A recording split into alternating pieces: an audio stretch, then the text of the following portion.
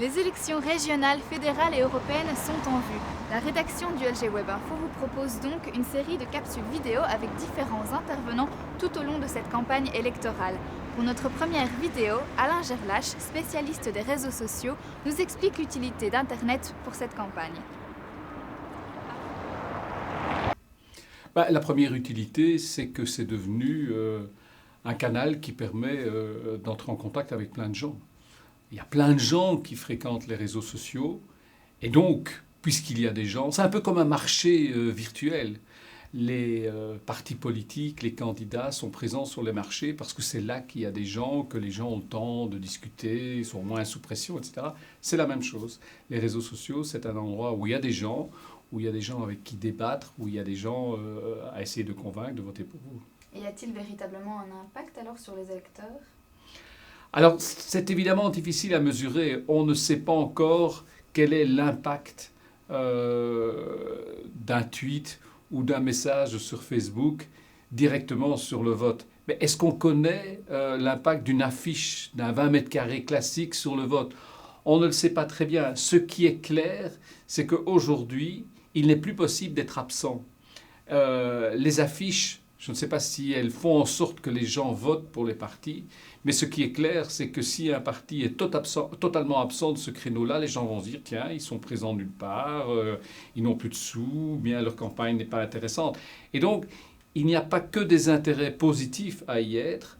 Si on n'est pas présent sur Internet, il y a peut-être un effet négatif qui va jouer en disant, tiens, ce parti n'est pas moderne, il ne veut pas discuter avec les gens. Et donc, c'est tout cela qu'il faut mesurer et c'est évidemment toujours un peu un pari.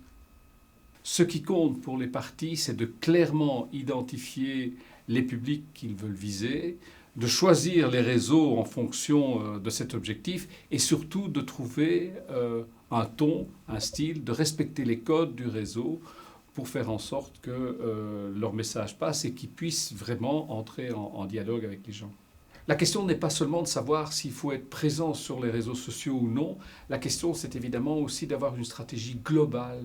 La presse écrite existe toujours, la radio, la télévision, il y a des émissions électorales. Il faut évidemment être présent, mais il faut être présent partout et il faut tenter, et c'est ça qui est parfois difficile pour les partis politiques, c'est de coordonner leurs messages sur tous les réseaux, sachant que ce ne sont pas nécessairement les mêmes personnes qui regarderont une émission de télé ou qui iront voir ce qu'on en dit sur Facebook et Twitter.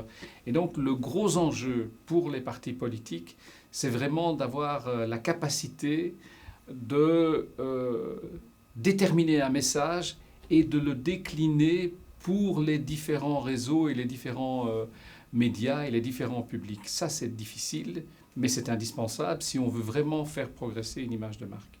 Mais je pense que tout le monde comprend petit à petit qu'il faut faire en sorte d'être présent sur les réseaux sociaux et surtout d'avoir un véritable contact avec la population. Maintenant, la mise en œuvre, ça dépend de toute une série de facteurs et de choix qui sont faits par les différents partis.